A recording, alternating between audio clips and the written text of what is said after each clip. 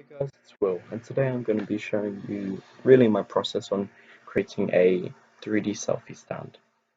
And I'm not going to really be doing any direct tutorials, I'm just going to be showing you a time lapse of my process towards creating it.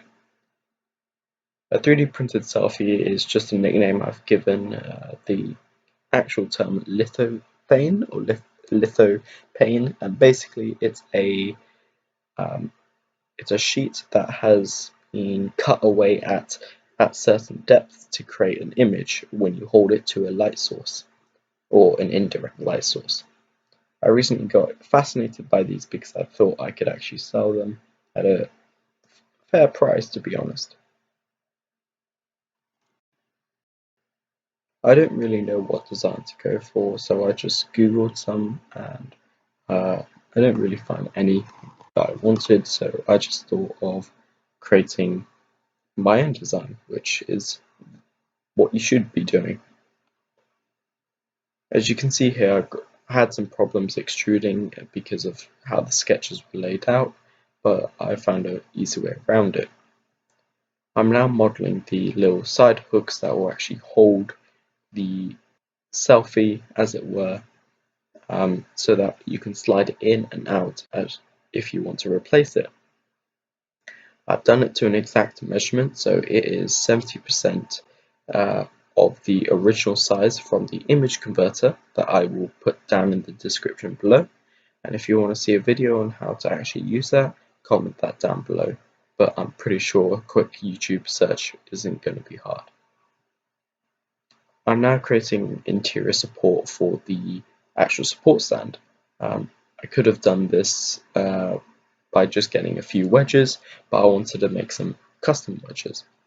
The wedges that I first created didn't really suit me. I created a sort of straight angled and I don't really like it. As you can see here, it's sort of two broken triangles fixed into one, and I prefer that a lot more than the original straight edge triangle. Because the whole lithophane is actually rounded, it isn't, well, you don't have to have it rounded, it's just that I've printed them rounded or curved, as it were. I'm using the fillet tool to as much as possible.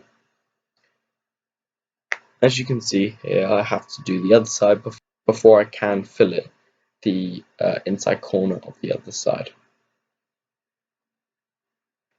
Now, the whole point of having it on a stand is that I will pass a light source through it.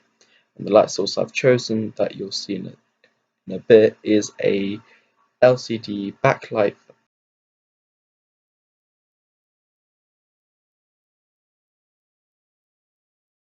And so I'm going to be using these as an indirect light source and having a simple circuit in this compartment below, as you can see.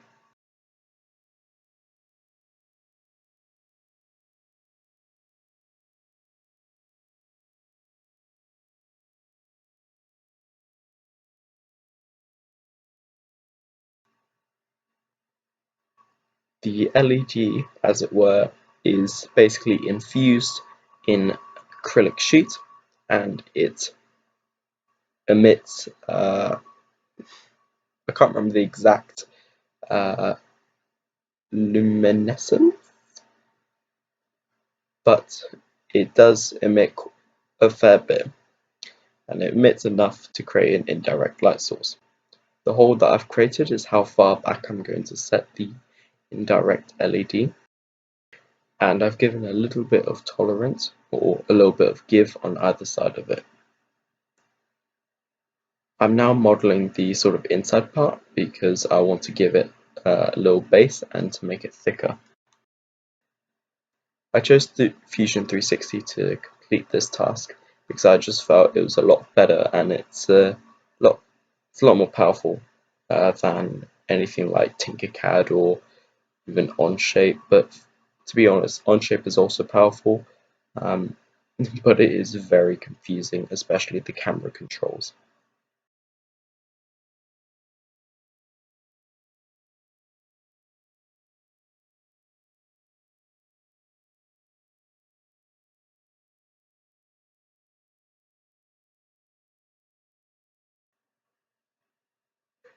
What I'm doing now is, in order to actually screw the parts in, I'm creating a sort of hole that I'm using for the same sort of thing for my lamp. And I use the section analysis instead of splitting the model and then hiding parts, just to get a general idea. At first I sort of edited it onto the part that I didn't want to edit it on, and so I had to switch the parts around, deleting the sketch and whatnot in order to edit it on the part that I did want. At this point I'm starting to create the back of the model, and I'm doing a lot of filleting with incorrect filleting settings, but bear with me, I'm getting there. Hope you guys enjoyed the video, and hopefully the next one won't be as bad or lately planned. See you guys next time.